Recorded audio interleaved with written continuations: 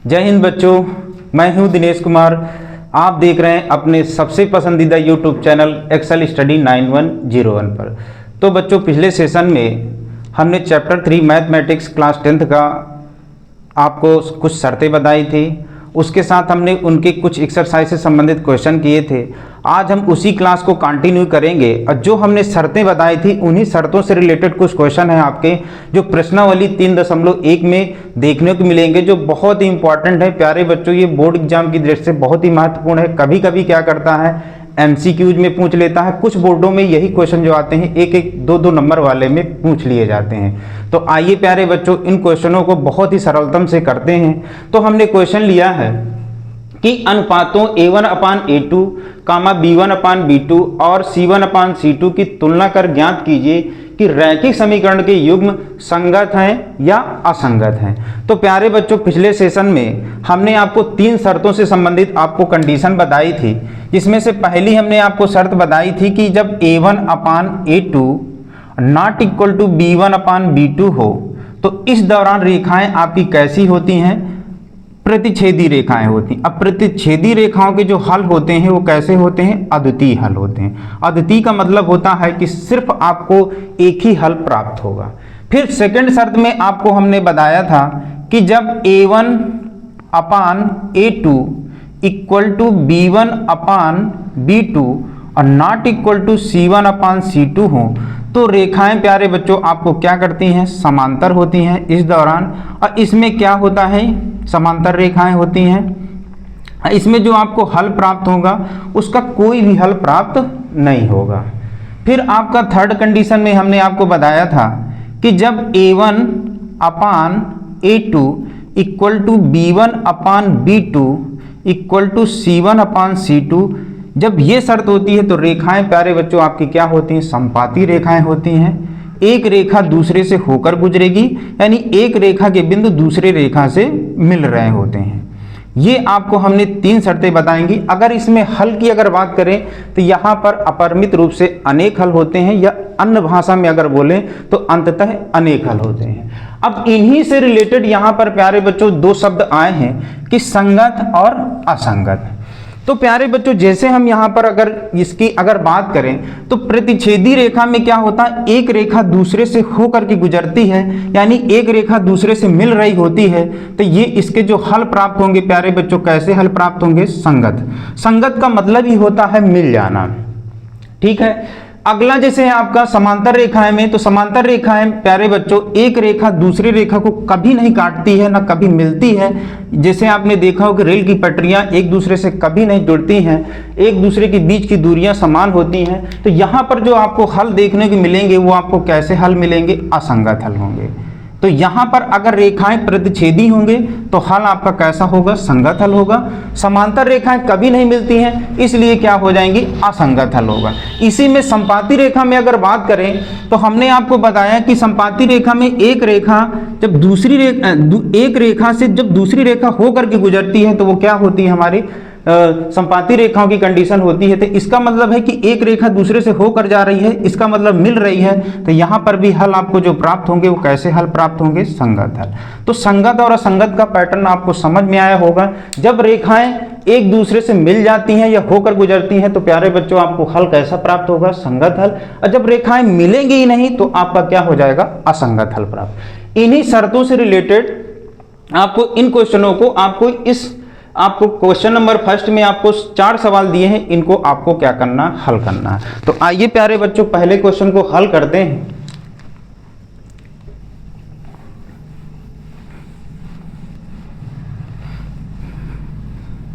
पहला आपका क्वेश्चन दिया है कि 3x + 2y = 5 है, 2x - 3y = 7 है। तो हमें प्यारे बच्चों इनमें बताना है कि रेखाएं संगत होंगी या असंगत होंगी। तो सबसे पहले हम क्या करते हैं कि जो हमारा क्वेश्चन दिया है पहले उसको लिख लें, और उसको किस रूप में लिखना है? जो आपका 2 चर वाले रैखिक समीकरण के व्यापक रूप में हल करना है, जिससे तुलना करने में आपको आसानी होगी। तो पहला जैसे आपका समीकरण दिया है 3x + 2y = आपका 5 दिया, ये समीकरण नंबर 1 हो जाएगा। और आपका दूसरा समीकरण दिया है 2x - 3y = आपको क्या दिया? 7, ये समीकरण नंबर आपका 2 हो जाएगा। चूंकि हम जानते हैं कि दो चर वाले रैखिक समीकरण का व्यापक रूप जो आपका होता है तो आपका किस रूप का होता है, तो यहां हम इसको संतुलित कर लेंगे। पहले संतुलित करने पर, तो संतुलित करेंगे तो आपका क्या हो जाएगा 3x + 2y, अचर पद को हमें क्या करना है, इधर ले आना है, तो -5 हो जाएगा, इक्वल टू क्या हो जाएगा 0 हो जाएगा। दूसरे समीकरण को संतुलित करेंगे तो आपका क्या हो जाएगा 2x - 3y, अचर पद को इधर ले आना है, चिन्ह बदल देना है, तो -7 इक्वल टू 0 होगा। ये समीकरण नंबर 1, ये समीकरण नंबर 2।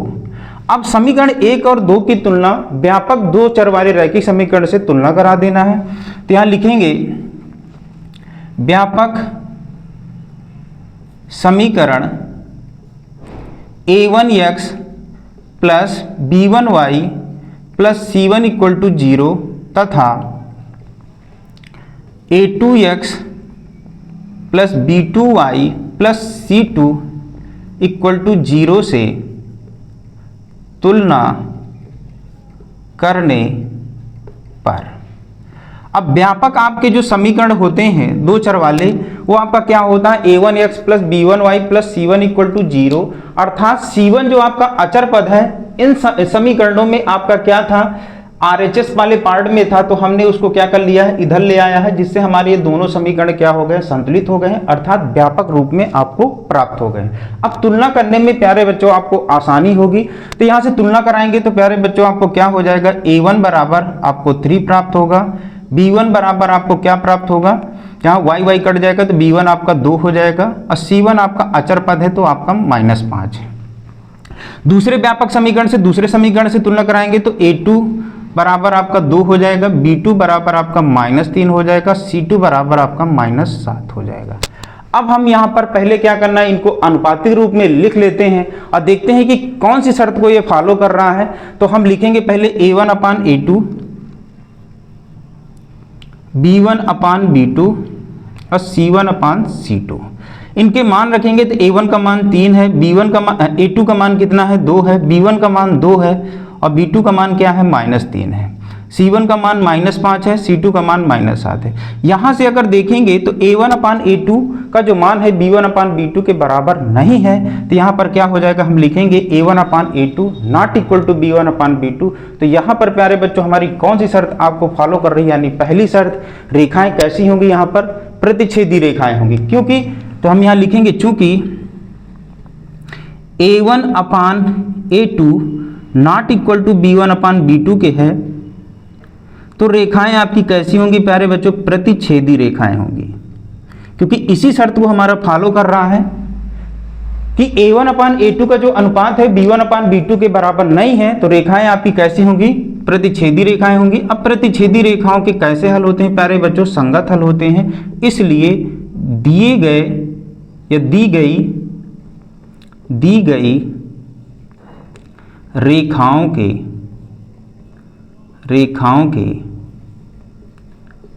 संगत हल होंगे। इसी प्रकार से सारे क्वेश्चनों को हल करना है। इसी तरह आपको सेकंड क्वेश्चन को करना है। अब आपको संतुलित करने की कोई ज़रूरत नहीं, पहले आपको संतुलित करना है, इन्हीं शर्तों में आपको क्या कर देना है, रख देना है। तो आइए प्यारे बच्चों, आई होप ये आपको समझ में आया होगा। हम इसको इरेज कर देते हैं, अगले क्वेश्चन पर करते हैं।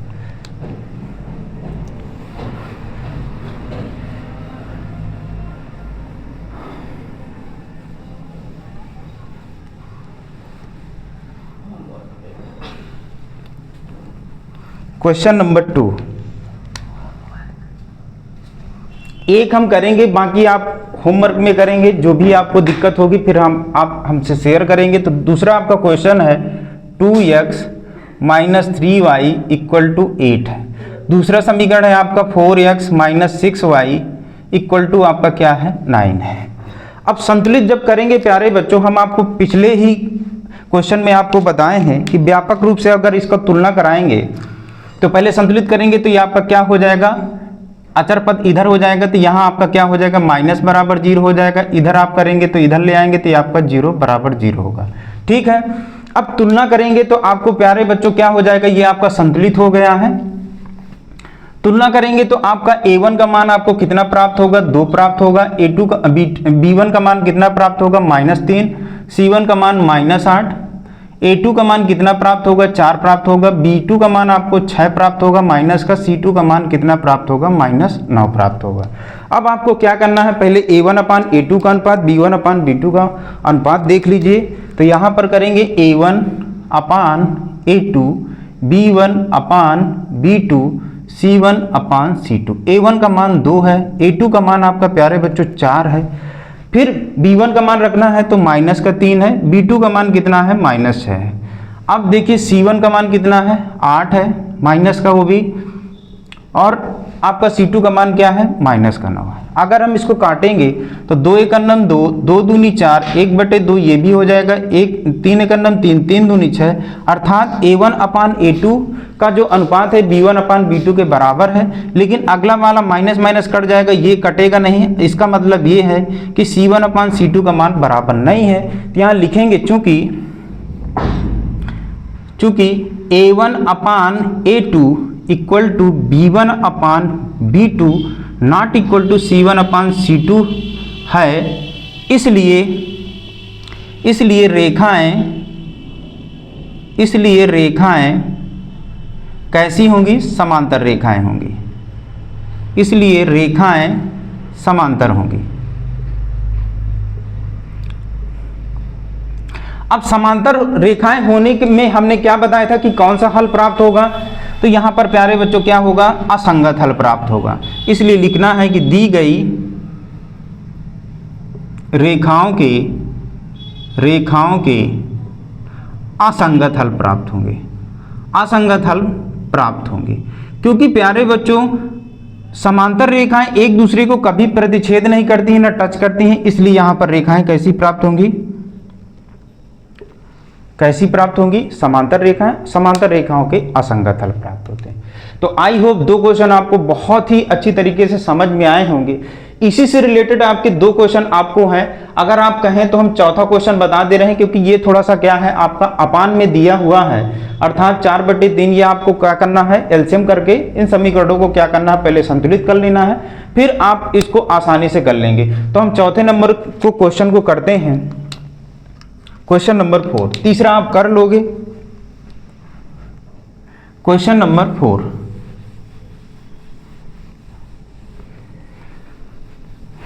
क्वेश्चन नंबर 4 है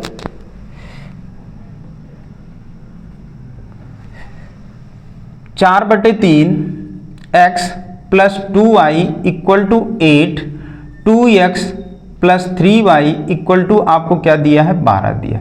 ये आपका समीकरण नंबर 1 है, ये आपका समीकरण नंबर क्या है, 2 है। हमने बोला है कि संतुलित करने के लिए अचर पद को आपको क्या करना है, LHS वाले भाग में ले आना है, तो आपका समीकरण संतुलित हो जाएगा। तो यहां लिखेंगे संतुलित करने पर। तो संतुलित करेंगे तो आपको अचर पद को इधर ले आना है, तो आपका ये हो जाएगा 4/3 × x + 2y - 8 = 0। समीकरण नंबर 1 हो गया। ये आपका संतुलित ही है, बस अचर पद को ले आना इधर, 3y - 12 = 0। समीकरण नंबर 2 हो जाएगा। अब हमें सीधे व्यापक समीकरण से तुलना करा देना है। व्यापक समीकरण से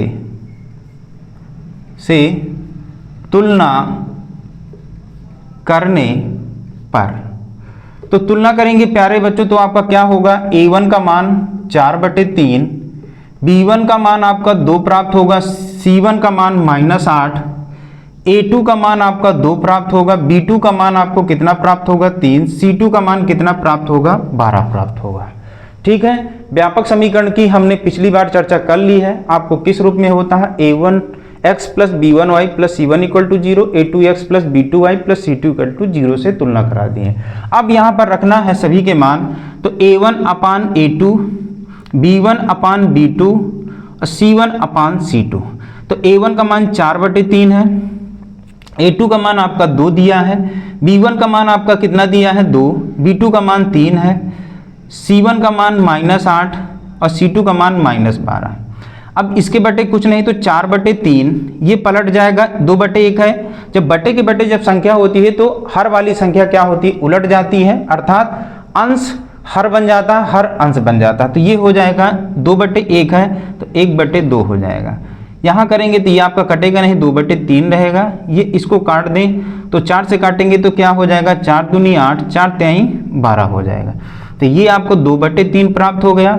अब यहाँ से काटेंगे तो 2 दूनी 4 यानी 2/3, 2/3, ये भी आपका 2/3, अर्थात तीनों आपके क्या हैं, बराबर है। इसके कहने का मतलब है A1/A2 equal to B1/B2 equal to C1/C2, अर्थात तीनों बराबर हैं। तो रेखाएं हमारे प्यारे बच्चों कैसी होती हैं, संपाती रेखाएं होती हैं जब तीनों, और इसमें जो हल होते हैं अंततः अनेक हल होते हैं। और संपाती रेखाओं के जो हल प्राप्त होते हैं वो कैसे प्राप्त होते हैं, संगत, क्योंकि एक रेखा दूसरे से गुजरती है। हमने आपको पहले ही बताया है कि जहां रेखाएं मिल जाएंगी वहां पर जो आपको हल प्राप्त होंगे वो कैसे प्राप्त होंगे, संगत हल प्राप्त होंगे। तो यहाँ पर लिखना है चूंकि A1/A2 equal to B1/B2 equal to C1/C2 है, इसलिए रेखाएं संपाती होंगी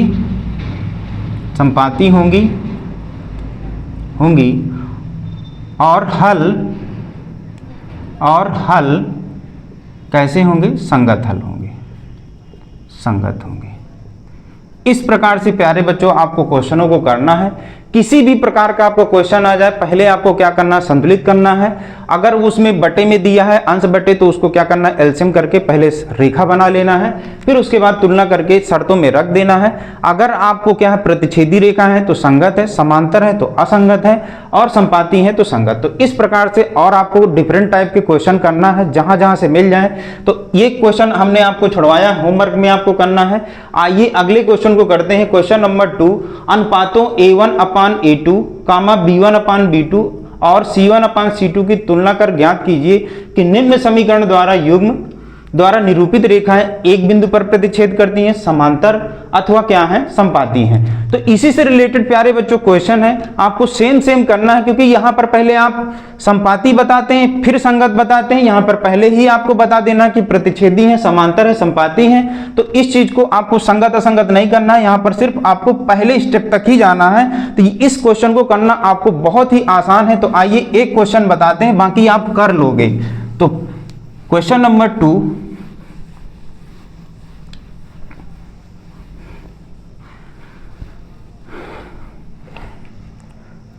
क्वेश्चन नंबर 2 का पहला हल। पहला क्वेश्चन दिया है आपका 5x - 4y + 8 = 0। दूसरा दिया समीकरण 7x + 6y - 9 = 0। इसको समीकरण नंबर 1 मान लें, समीकरण नंबर 2 मान लें।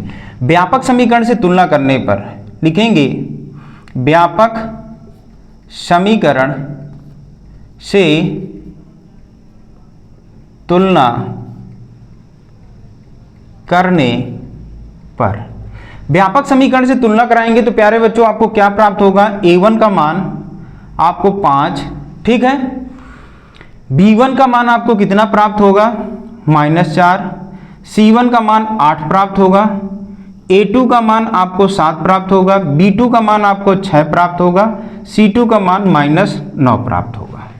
अब हमें शर्त में रखना है, अनुपात के रूप में लिखेंगे तो A1/A2, B1/B2, C1/C2 के रूप में रख दें। तो ये हो जाएगा 5/7 -4 6। B1 का मान -4 है, B2 का मान 6 है, C1 का मान 8 है, C1 का मान 8 है, C2 का मान 9 है। अब इसमें से प्यारे बच्चों कोई कटेगा नहीं, क्योंकि सारी अभाज्य संख्या, यहाँ पर ये अभाज्य संख्या ये नहीं कटेगा, ये कट जाएगा आपका। तो 2 दूनी 4, 2 तिहाई 6, ये भी आपका नहीं कटेगा। तो 5/7 माइनस का 2/3 8/9। तो यहीं से पता चल रहा है कि 5/7 - 2/3 के बराबर नहीं है, अर्थात यहाँ लिखेंगे चूंकि A1/A2 not equal to B1/B2 है, इसलिए दी गई रेखाएं कैसी होंगी, प्रतिच्छेदी रेखाएं होंगी। दी गई रेखाएं प्रतिच्छेदी रेखाएं होंगी। इस प्रकार से इन क्वेश्चनों को हल करना।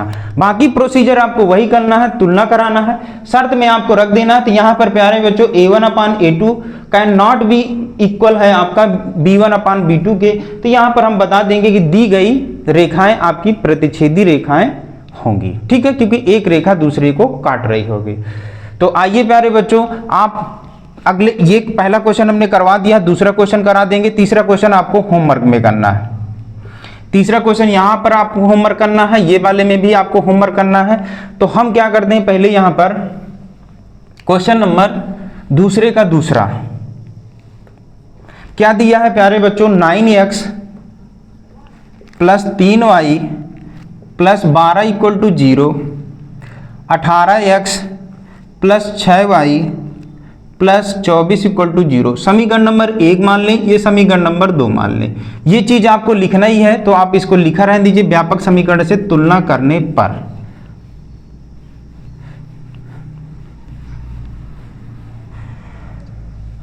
तो व्यापक समीकरण से प्यारे बच्चों तुलना कराएंगे तो आपको क्या प्राप्त होगा, a1 का मान आपको जो प्राप्त होगा वो 9 प्राप्त होगा, b1 का मान आपको 3 प्राप्त होगा, c1 का मान आपको 12 प्राप्त होगा, a2 का मान आपको कितना प्राप्त होगा 18, b2 का मान आपको कितना प्राप्त होगा 6, c2 का मान आपको कितना प्राप्त होगा 24 प्राप्त होगा। अब आपको क्या करना है, पहले अनुपातिक रूप में मान रख देना है। तो a1/a2, a1 का मान 9 है, a2 का मान 18 है, b1 का मान कितना है 3, b2 का मान 6 है, c1 का मान 12 है, c2 का मान 24 है। 9 × 9, 9 दूनी 18, 3 × 3, 3 दूनी 6, 12 × 12, 12 दूनी 24। अर्थात सभी के मान 1/2, 1/2, 1/2 तीनों बराबर हैं। तो यहाँ लिख देना है कि चूंकि a1/a2 = b1/b2 = c1/c2 है। अब तीनों जब क्या होती हैं शर्तें आपकी यहाँ पर, इन तीनों का अनुपात अगर बराबर होते हैं तो रेखाएं प्यारे बच्चों हमने आपको बताया था कैसी रेखाएं होती हैं, समपाती रेखाएं होती हैं। यहाँ लिखेंगे इसलिए दी गई रेखाएं समपाती रेखाएं होंगी। तो इस प्रकार से प्यारे बच्चों आपको क्वेश्चनों को करना है। जहां आपको डाउट होता है आप अपना डाउट या अपना सजेशन कमेंट बॉक्स में अवश्य करिए। अब विभिन्न प्रकार की पब्लिकेशन की बुकें लेना है, इस प्रकार के क्वेश्चन संगत असंगत प्रतिच्छेदी समांतर संपाती वाले क्वेश्चनों को करना है। जहां पर आपको दिक्कत होती कमेंट बॉक्स में आप अपना सुझाव अवश्य भेजिएगा और ज़्यादा से ज़्यादा अपने फ्रेंड सर्कल में बच्चों को जोड़िए। और आपकी जो क्लासें होंगी कंटिन्यू आपकी चलती रहेंगी। हम मैथ और साइंस की क्लासें रेगुलर लेके आ रहे हैं, तो आप जुड़िए, अपनी तैयारी को बेहतर बनाइए। तो थैंक्स प्यारे बच्चों, मिलते हैं अगले सेशन में।